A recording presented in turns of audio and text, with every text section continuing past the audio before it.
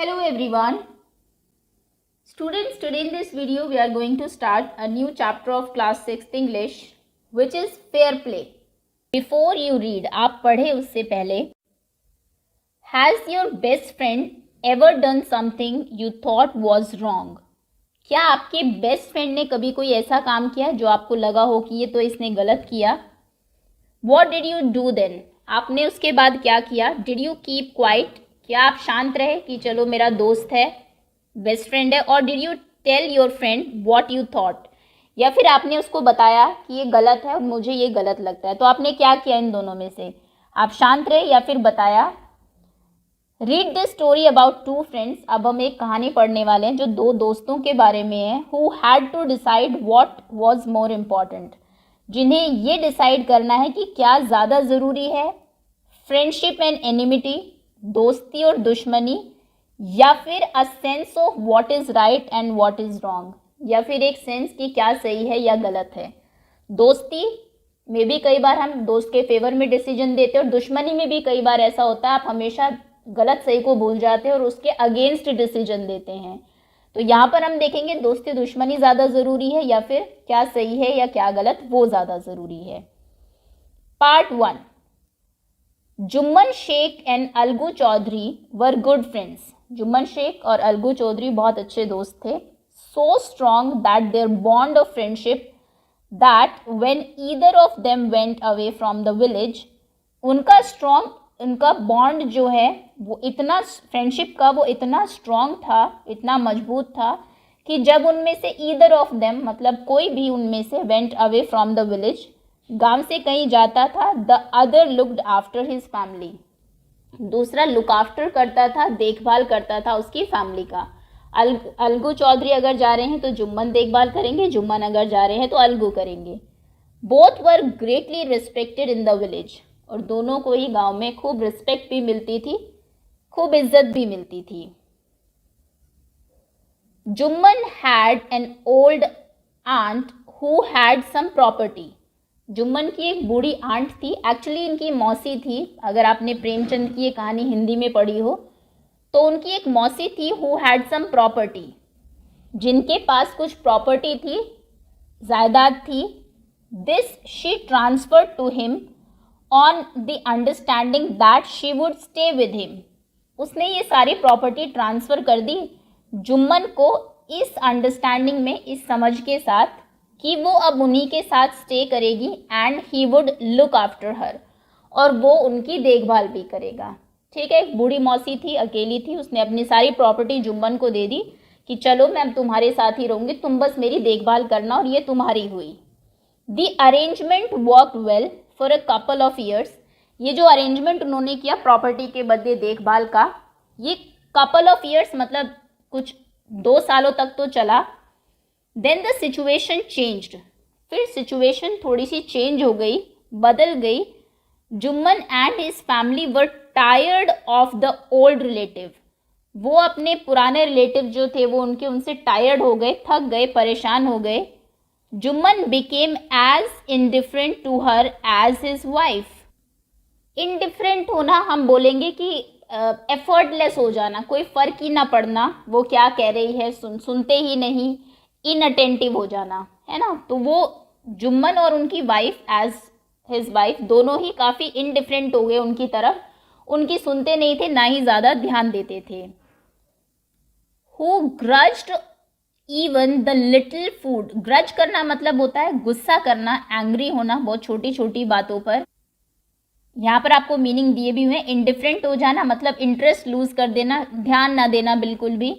ग्रज्ड मतलब अनविलिंगली कोई काम करना, बिना इच्छा के, गुस्सा करना या फिर अनहैप्पी रहना, दुखी हो जाना किसी से. स्वैलोड दीज इंसल्ट्स मतलब टॉलरेट करना. खैर ये बाद में आएगा word.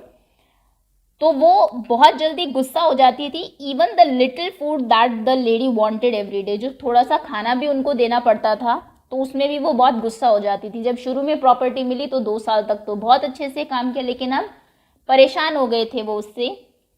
She swallowed these insults along with her food for a few months.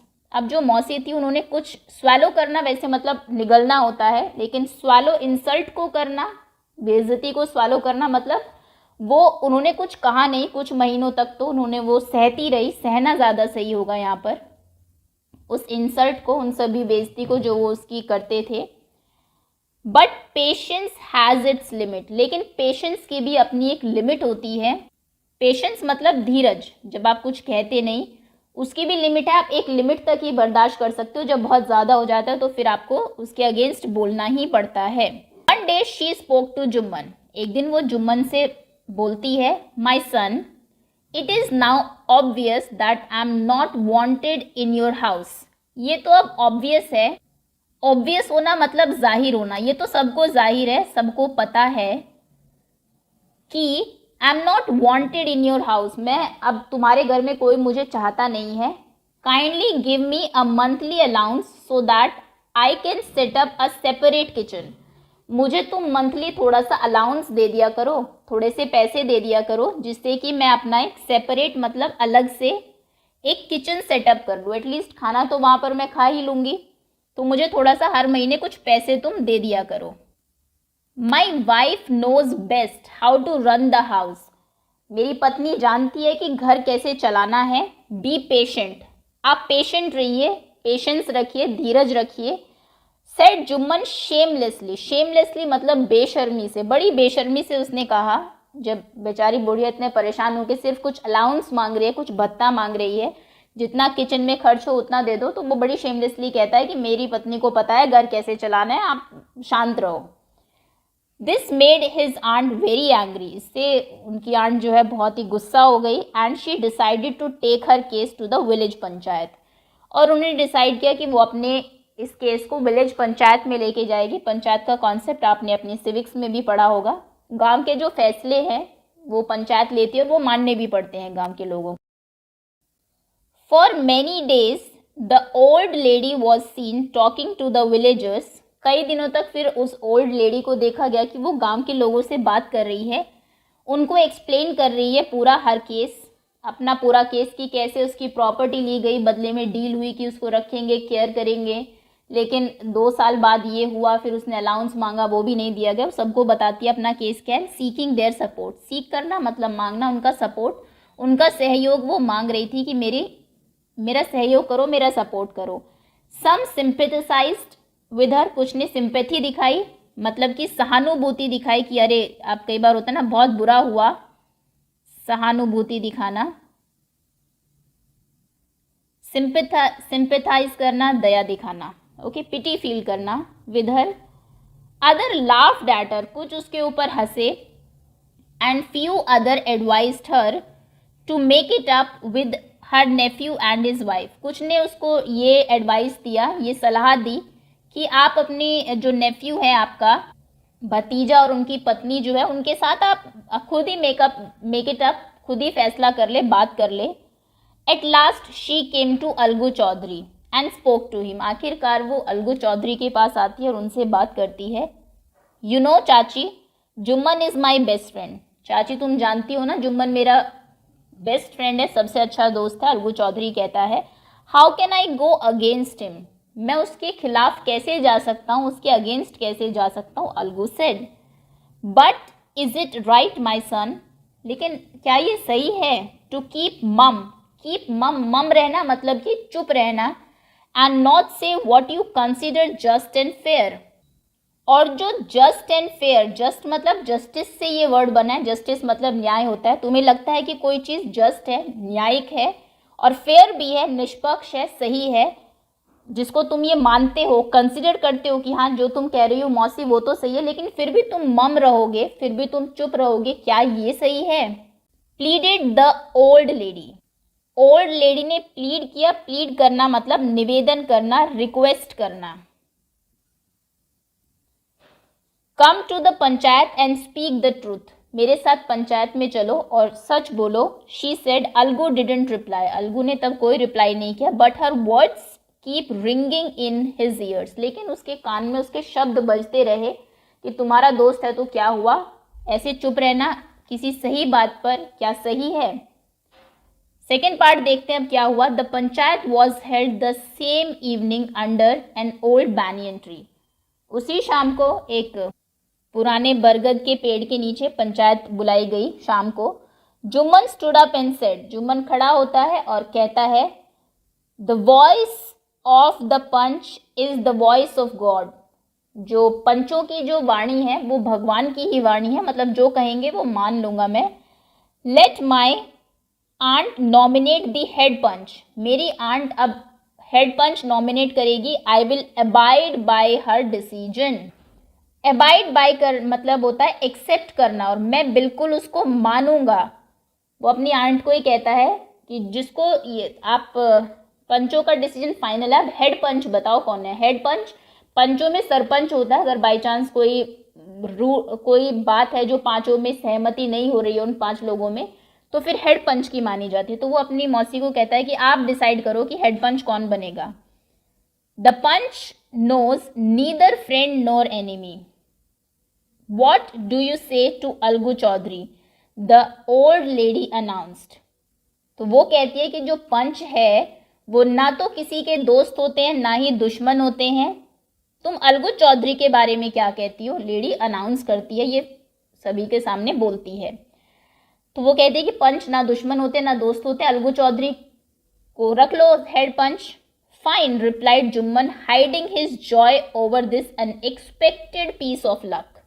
तो अनएक्सपेक्टेड, जो उसने उम्मीद नहीं की थी, एक्सपेक्ट नहीं किया था, ये तो बिल्कुल पीस ऑफ लक की तरह हो गया। उसका भाग्य जैसे उसका साथ दे गया, क्योंकि जुम्मन उसका दोस्त है। तो वो कहता है ठीक है, और अपनी जो खुशी है उसको छुपाता है कि अलगू बन गया तो खुशी है अंदर से, लेकिन जाहिर नहीं होने देता। कहता है ठीक है अलगू ठीक है, इसी को ही बना दो हेड पंच। चाची, you are aware of my friendship with Jumman, said Algu. Algu फिर से कहता है कि चाची तुम्हें पता है जुम्मन के साथ मेरी दोस्ती है। I know that, replied the aunt. अब आंट रिप्लाई करती है, वो मैं जानती हूँ, बट ऑल्सो नो, लेकिन मैं ये भी जानती हूँ, that you will not kill your conscience for the sake of friendship. Con और साइंस से मिलके ये वर्ड बना है, लेकिन इसको कॉन्शियंस प्रोनाउंस करेंगे आप। कॉन्शियंस मतलब होता है आपके अंदर की आवाज़, अंतरात्मा की जो आवाज़ है। कई बार आप कहते हैं ना कुछ काम आप कर रहे हैं लेकिन मेरी कॉन्शियंस अलाउ नहीं कर रही, मतलब अंदर से आपको अच्छा फील नहीं होता।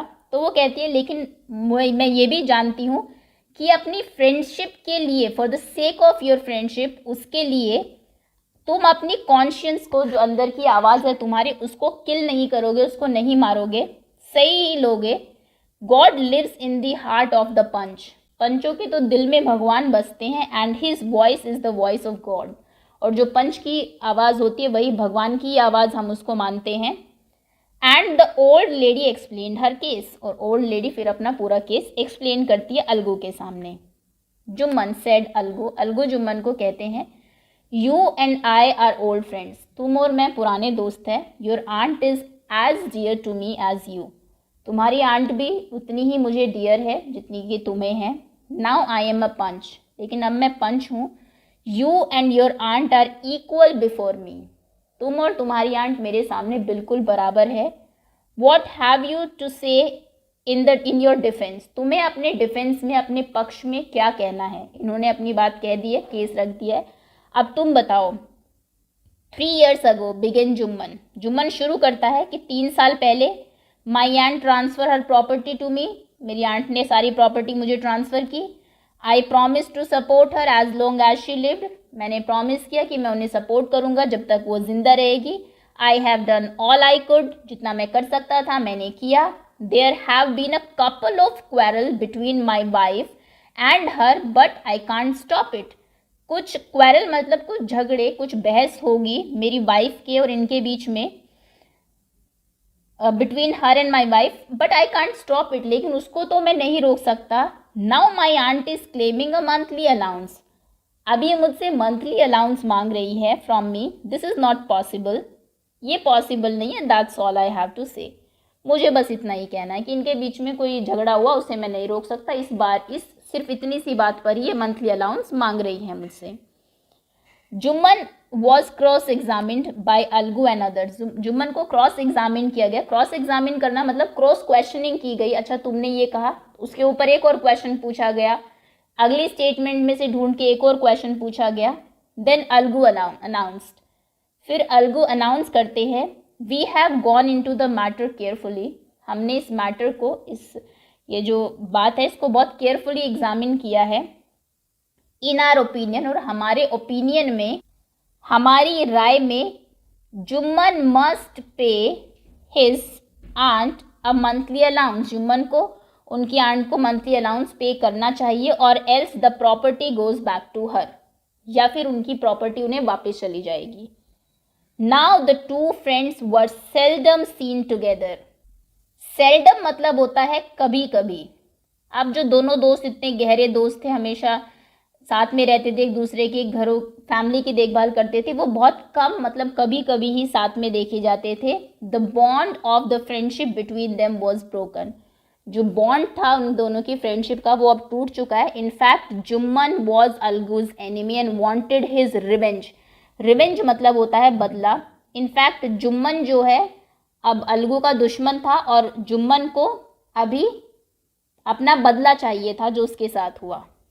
डेज पास्ट, दिन बीतते गए, and as ill luck would have it, और इसको आप खराब लक, खराब भाग्य ही कहिए, बुरा वक्त कहिए, Algu Chaudhary found himself in a tight spot. Tight spot मतलब होता है कोई मुश्किल घड़ी, डिफिकल्ट सिचुएशन, बड़ी ही मुश्किल घड़ी में वो अपने आप को पाता है। क्या हुआ ऐसा देखते हैं। One of his fine pair of bullock died, उसके पास बहुत अच्छा एक बुलॉक का पेयर था, एक बैलों का जोड़ा था, उनमें से एक मर जाता है।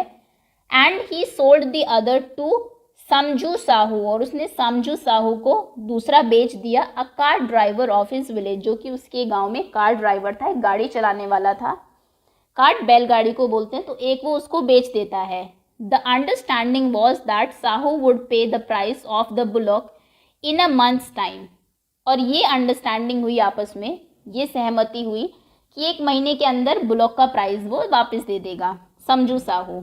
It so happen that the bullock died with in a month, और फिर हुआ कि दूसरा भी जो बैल है वो 1 महीने के अंदर मर जाता है। Several months after the bullocks death, कुछ महीने बीत गए हैं बुलॉक की डेथ को, Algu reminded Sahu of the money he hadn't yet paid, Algu remind कराता है, याद दिलाता है साहू को वो पैसा जो उसने अब तक नहीं दिया। Sahu got very annoyed, Sahu बहुत अनॉय हो जाता है, मतलब तंग, परेशान, नाराज हो जाता है। I can't pay you a penny for the wretched beast you sold me, wretched मतलब होता है मनहूस, तो तुमने जो मुझे वो मनहूस जानवर दिया था उसके लिए मैं तुम्हें एक पेनी भी नहीं दूंगा, एक ढेला भी नहीं दूंगा। He brought us nothing but ruin, वो हमारे लिए कुछ भी नहीं लेके आया, जो तुमने बैल दिया था उसने कुछ कमाया तो क्या, हमारे लिए सिर्फ वो रुइन, रुइन करना मतलब बर्बाद करना होता है, लेकिन बर्बादी ही हमारे लिए सिर्फ वो लेके आया जो तुमने हमें दिया। 1 महीने में वो मर गया, तो कितना बड़ा ही मनहूस था, उसकी वजह से बर्बादी ही आई है हमारे घर में, और कुछ नहीं है, उसके लिए मैं अब तुम्हें कुछ नहीं दूंगा। I have a bullock, use it for a month and then return it to me, मेरे पास एक और बैल है, तुम मेरा बैल यूज़ कर लो, क्योंकि मैंने तुम्हारा 1 महीने तक यूज़ किया, उसके बाद उसे मुझे वापस कर देना। No money for the dead bullock, उस मरे हुए बुलॉक के लिए एक भी पैसा नहीं। ही सेड एंग्रीली, बड़े गुस्से से वो कहता है।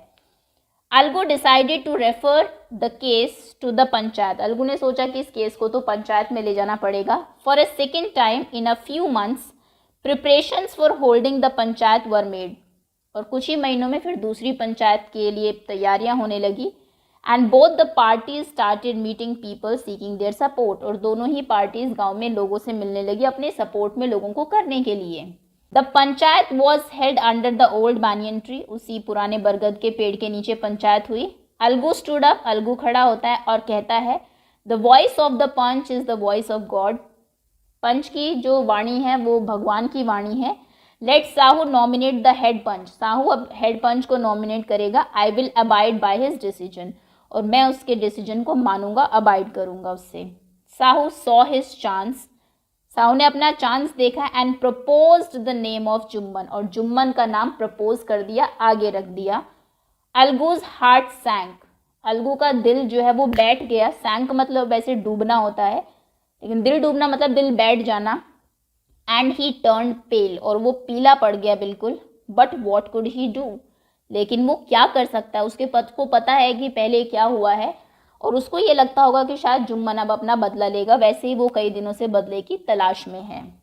The moment Jumman became head panch he realised his responsibility as जज, लेकिन जिस मोमेंट में जुम्मन हेड पंच बनता है उसको अपनी रिस्पॉन्सिबिलिटी, अपनी जिम्मेदारी का रियलाइजेशन होता है, एहसास होता है, and the dignity of his office, और जो उसको पद मिला है उसकी क्या गरिमा है, क्या डिग्निटी है, क्या मर्यादा है, वो फील करता है।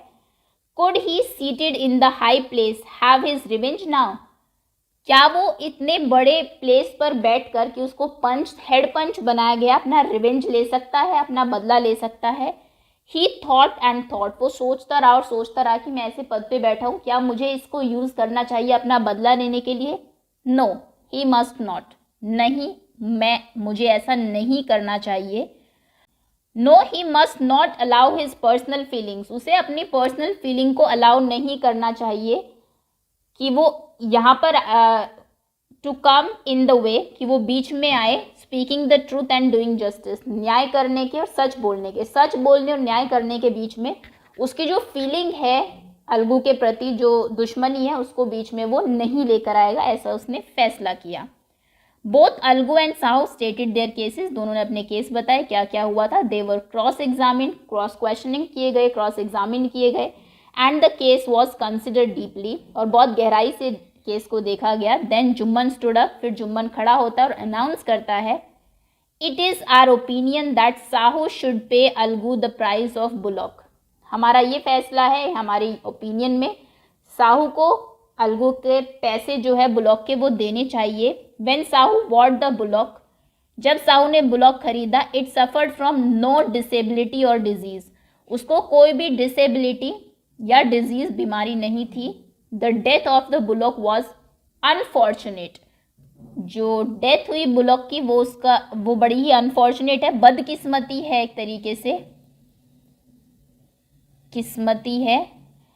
But Algu can not be blamed for it, लेकिन अलगू को इसके लिए ब्लेम नहीं किया जा सकता। Algu could not contain his feeling, Algu अब अपनी जो फीलिंग थी, जो पहले वो बहुत डरा हुआ था, अब लेकिन जैसे उसने फैसला सुनाया उससे अपने जो फीलिंग है उसको अंदर नहीं रोका गया। ही स्टूड अप, वो खड़ा होता है, and said loudly over and over again, और बार बार जोर जोर से कहता है, victory to the panchayat, this is justice, ये जीत हुई है पंचायत की और ये न्याय है, और सच में God lives in the voice of panch, सच में पंच की आवाज़ में भगवान ही निवास करता है।